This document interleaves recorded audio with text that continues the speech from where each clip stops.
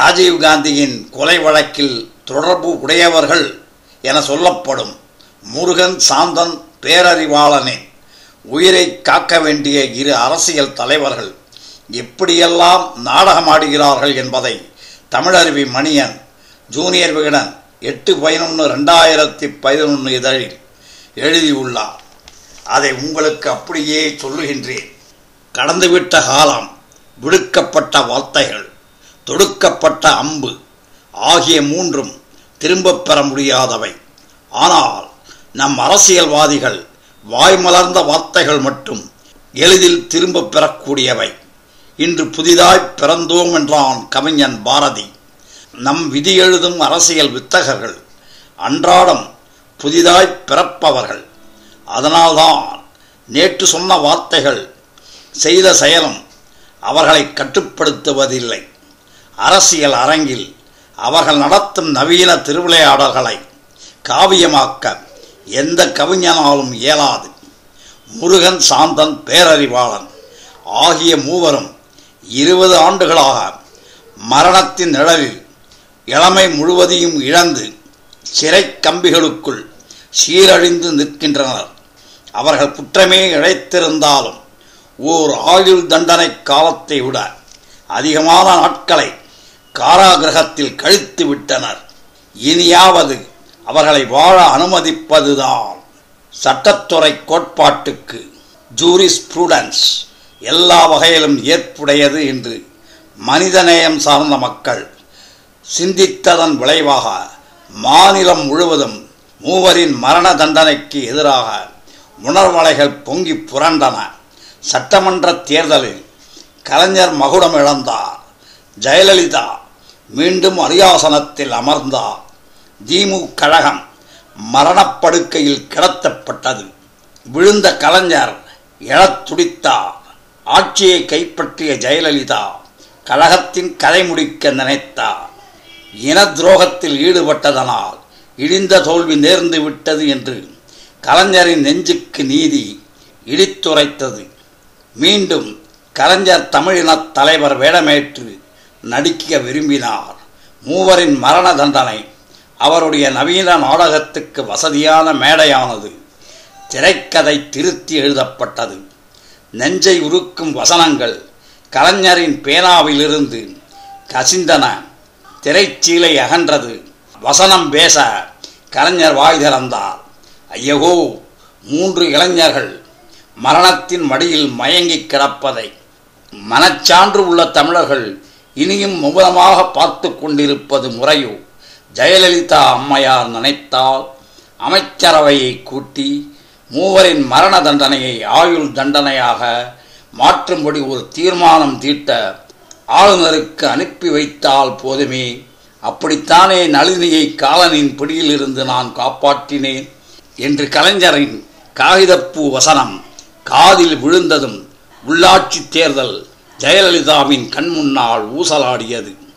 வீதி நாடகம் நடத்துவதில் நம் முதல்வருக்கு முன் அனுபவம் அதிகம் என்பதை கலைஞர் மறந்து விட்டார். போட்டி நாடகம் சட்டப்பேரவையில் அரங்கேற்றப்பட்டது. ஜெயலலிதா பேசிய ஒவ்வொரு வசனமும் பெரிய வரவேற்பை பெற்றது.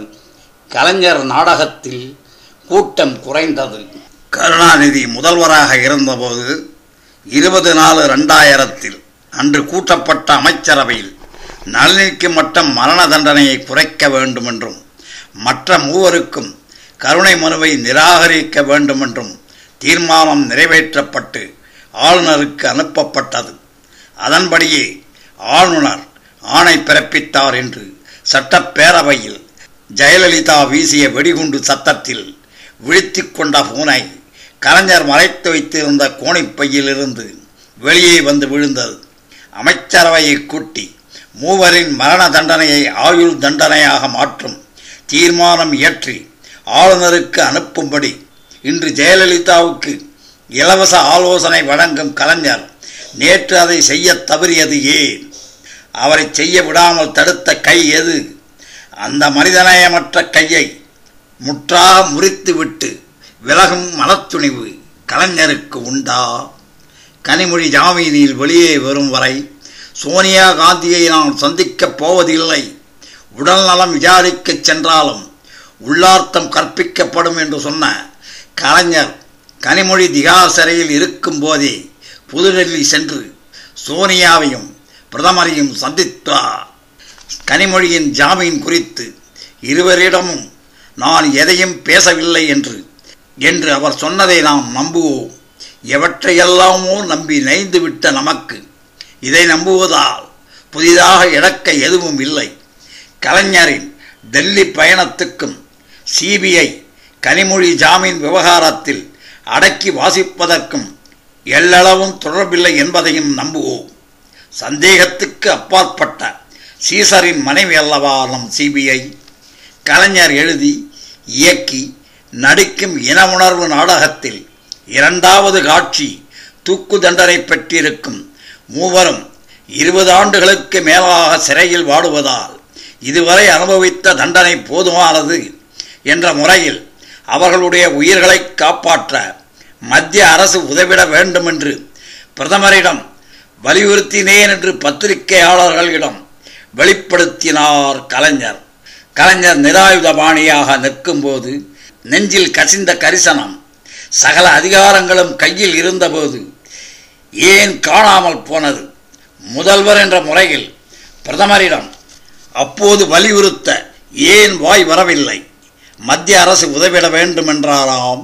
அந்த மத்திய அரசில் இவருடைய கட்சியும் தானே இடம் பெற்றிருக்கிறது. கூட்டணி தர்மப்படி ஆட்சி நடத்தும் கலியுக தர்மர் நம் பிரதமர். கூட்டணி தர்மத்துக்காக அரைக்கற்றை ஊழலை அனுமதித்தவர். மூவரின் மரண தண்டனையை நிறுத்த முடியாதா என்ன? கலைஞரின் வேண்டுகோள் நிராகரிக்கப்பட்டால் கழகம் மத்திய அரசில் இருந்து விலகிவிடுமா? இந்த மேடையில் அந்த நாடகம் இன்னும் எத்தனை நாளம்மா என்ற கண்ணதாசனின் பாடல்தான் கவனத்துக்கு வருகிறது. கலைஞர் நடத்தும் நவீன நாடகம் பொதுமக்கள் பார்த்து சலித்த பழமையான நாடகம்தான். ஆனால் நம் முதல்வர் நடத்தும் நாடகமும் காட்சிக்கு காட்சி அதிரடி திருப்பங்கள் நிறைந்தது. ஈழத்தமிழர் நாடகத்தில் ஜெயலலிதா அரங்கேற்றிய முதல் காட்சியே யாரும் எதிர்பாராத ஆனந்த அதிர்ச்சியை தந்தது. இலங்கை அரசின் மீது இந்திய அரசு பொருளாதார தடை விதிக்க வேண்டும் என்று சட்டப்பேரவையில் சங்கநாதம் செய்து நிறைவேற்றிய தீர்மானம் கண்டு உலகத்தமிழர்கள் உவகை அடைந்தனர். முருகன் சாந்தன் பேரறிவாளன் பிரச்சனை எழுந்தபோது கருணாநிதி அமைச்சரவை தீர்மானத்தின்படி ஆளுநர் கருணை மனுவை நிராகரித்த பின்பு என்னால் ஒன்றும் செய்ய இயலாது. இந்த அரசுக்கு அதை மாற்றும் அதிகாரமில்லை.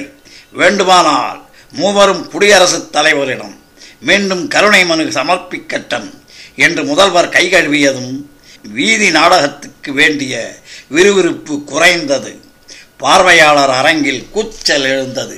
உள்ளாட்சி தேர்தல் முடியும் வரை நாடகத்தை வெற்றிகரமாக நடத்தி பார்வையாளர்களை தன் பக்கம் தக்க வைத்துக் கொள்ள வேண்டியது அவசியம் என்று உணர்ந்த முதல்வர் அடுத்த நாளே அதிரடி திருப்பத்தை அறிமுகப்படுத்தினார்.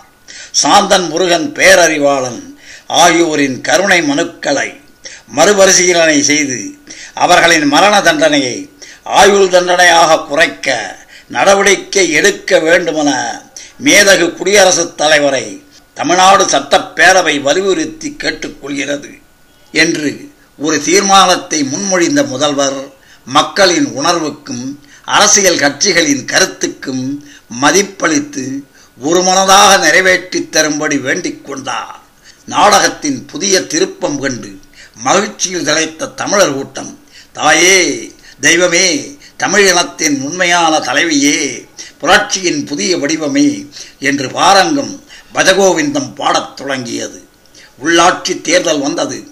அசுர வெற்றியை அதிமுக பெற்றது. நாடகத்தின் நோக்கம் நிறைவேறிவிட்டது. சென்னை உயர்நீதிமன்றத்தில் மூவர் கருணை மனுவுக்கு எதிராக ஜெயலலிதா அரசு தாக்கல் செய்த குறிப்புகள் தான் யாருமே கனவிலும் எதிர்பார்த்திராத நாடகத்தின் உணர்ச்சி நிலை வீழ்ச்சி ஆன்டி கிளைமேக்ஸ் ஆகும். மூவரின் கருணை மனுக்கள் மீது காலதாமதமாக முடிவு எடுக்கப்பட்டதாக கூறப்படும் குற்றச்சாட்டு குறித்து தமிழக அரசு எதுவும் கூற முடியாது என்று குறிப்பிட்டதோடு நில்லாமல் மூவரும் தாக்கல் செய்த மனுக்கள் தகுதியற்றவை என்பதால் அவற்றை தள்ளுபடி செய்ய வேண்டும் என்றும் ஜெயலலிதா அரசு தெளிவாக தெரிவித்து விட்டது. இதன் மூலம் மூவரும் தூக்கில் தொங்குவது தமிழக அரசுக்கு சம்மதமே என்ற மறைமுகமாக உணர்த்திவிட்டார் ஜெயலலிதா. அப்படியானால் 60 நாட்களுக்கு முன்பு சட்டப்பேரவையில் மூவர் உயிர் காக்க ஏன் ஒரு தீர்மானத்தை அவர் முன்மொழிந்தார்? இடையில் நடந்தது என்ன? ஏன் இந்த இரு நிலைப்பாடு? அடிமைப்பெண் படத்தில் 2 வேடங்களில் அற்புதமாக நடித்ததில் அவருடைய ஆற்றல் வெளிப்பட்டது. ஆட்சி பீடத்தில் அமர்ந்த பின்பும் 2 வேடங்களில் நடித்தால் அவருடைய சந்தர்ப்பவாதம்தான் சாயமளிக்கும். ஜெயலலிதாவின் கட்சி சின்னம் இரட்டை இலை என்பதற்காக அவருடைய அரசியல் நடவடிக்கைகளிலும் இரட்டை நிலை இருப்பது அவருக்கு ஒருபோதும் பெருமை சேர்க்காது. 3 உயிர்களின் மரண மேடையில் கலைஞர் ஜெயலலிதா என்ற 2 நடிப்பு சுதேசிகளின் நாடகம் நன்றாகவே நடக்கிறது. பார்வையாளர்களாக நாம் எவ்வளவு நாள் பார்த்து ரசிக்கப் போகிறோம் என்பதுதான் விடைகாண வேண்டிய கேள்வி. 3 பேர் உயிர்களை காப்பாற்ற மனிதநேய தன்மையுடன் தமிழக அரசு உதவி புரிய வேண்டும். நன்றி, வணக்கம்.